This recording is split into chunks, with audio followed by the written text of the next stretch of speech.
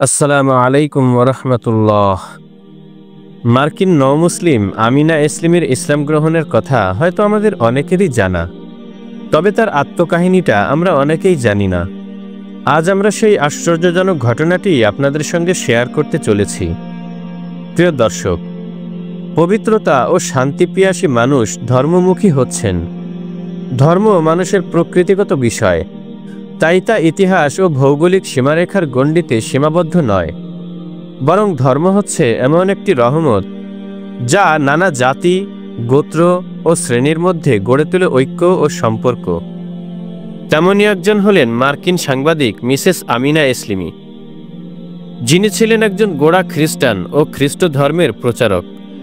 কিন্তু বিশ্ববিদ্যালয়ে করা কম্পিউটারের একটি ভুল তার জীবনের মোড় পুরোপুরি বদলে দেয়। বর্তমানে তিনি বিশ্ব মুসলিম নারী রক্ষার কাজে মশগুল। তাহলে চলুন সেই মহিয়সী নারীর জীবনে ঘটে যাওয়া পরম সত্যটা জেনে আসি।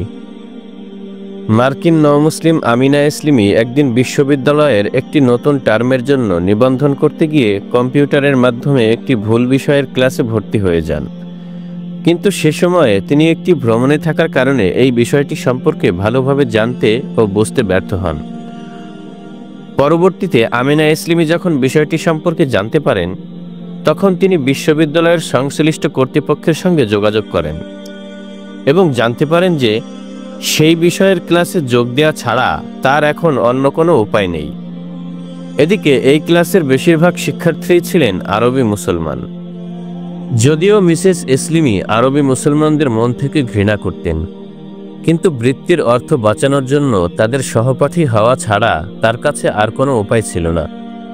এই ঘটনার পর তিনি কিছুটা বিষণ্ণ হয়ে পড়েন। কিন্তু তার স্বামী যখন বললেন, হয়তো স্রষ্টা এটাই চেয়েছিলেন এবং তিনি হয়তো তোমাকে আরবি মুসলমানদের মধ্যে খ্রিস্ট ধর্ম প্রচারের জন্য মনোনীত করেছেন, তখন স্বামীর মুখে একথা শুনে মিসেস এসলিমি আশ্বস্ত হন এবং খ্রিস্ট ধর্ম প্রচারের উদ্দেশ্য নিয়ে শেষমেশ বাধ্য হয়েই বিশ্ববিদ্যালয়ের ওই ক্লাসে নিয়মিত যাতায়াত শুরু করেন। তারপর একটা সময় তিনি ভার্সিটির মুসলিম সহপাঠীদের সাথে ভালো সম্পর্ক তৈরি করেন এবং নানা অজুহাতে তাদের কাছে খ্রিস্ট ধর্মের দাওয়াত দিতে থাকেন। দাওয়াত দানকালে তিনি সবসময় গুরুত্ব সহকারে সহপাঠীদের বলতেন, তোমরা ঈসা মাসিহের অনুসরণের মাধ্যমে তোমাদের মুক্তি নিশ্চিত করে নাও, কারণ ঈসা মাসিহ মানুষকে মুক্তি দেওয়ার জন্যেই নিজেকে উৎসর্গ করেছিলেন।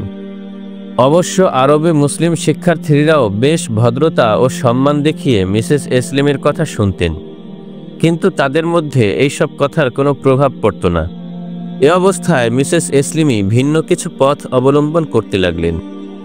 এ প্রসঙ্গে মার্কিন সাংবাদিক আমিনা এসলিমি বলেন, তারা যখন আমার দাওয়াত কবুল করল না, তখন আমি সিদ্ধান্ত নিলাম মুসলমানদের বই পুস্তক দিয়েই তাদের কাছে এ ধর্মের ভুল চিন্তা বা মিথ্যা বিশ্বাসকে প্রমাণ করব এবং এটা দেখিয়ে দিব যে ইসলাম ধর্ম হলো একটি মিথ্যা ধর্ম এবং তাদের নবীও আল্লাহর প্রেরিত পুরুষ হযরত ঈসা আলাইহিস সালাতু ওয়াস সালাম। এই চিন্তা থেকেই মিসেস এসলিমি তার বন্ধুদের কাছ থেকে পবিত্র কোরআন নিয়ে পড়া আরম্ভ করেন এবং তার সঙ্গে আরও কিছু ইসলামী বই পুস্তকও পড়েন। এ সময়ে তিনি বইগুলো পড়তে পড়তে এত গভীরভাবে তাতে নিমজ্জিত হয়ে যান যে 1.5 বছরের মধ্যে তিনি 15টি ইসলামী বই পড়েন এবং পবিত্র কোরআনুল কারীম 2 বার খতম দিয়ে ফেলেন। আলহামদুলিল্লাহ। এমতাবস্থায় আল্লাহ তাআলার কারিশমায় চিন্তাশীল হয়ে ওঠা মিসেস এসলিমি ধীরে ধীরে বদলে যেতে থাকেন। তার মধ্যে এমন পরিবর্তন আসে যে তিনি মদ্যপান ও শূকরের মাংস খাওয়া ছেড়ে দেন।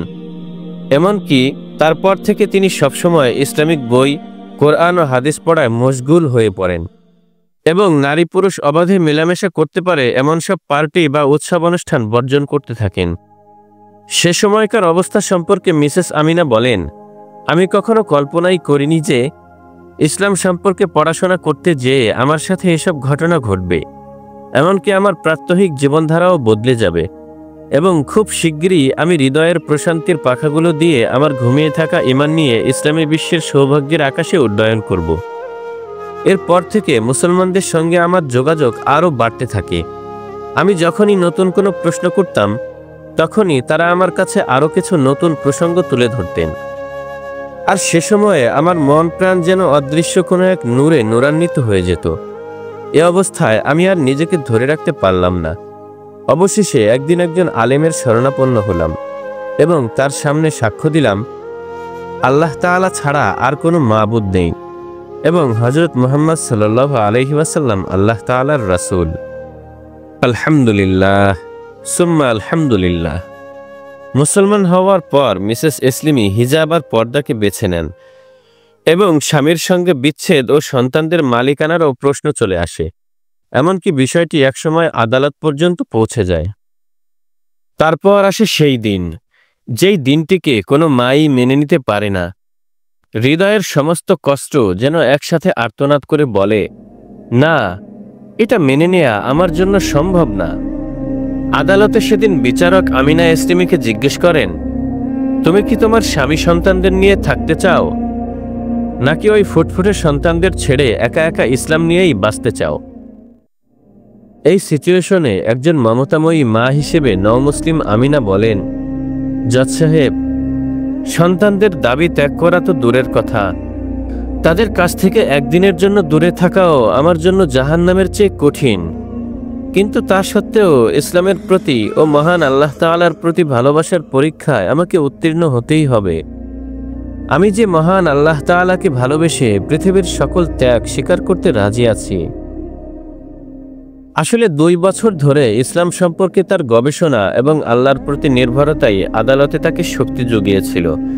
তার মনে পড়ে যায় কোরআনে উল্লেখিত হযরত ইব্রাহিম আলাইহিস সালাতু ওয়াস সালামের সন্তান কোরবানি দেওয়ার জন্য আল্লাহর নির্দেশ পালনের ঘটনা।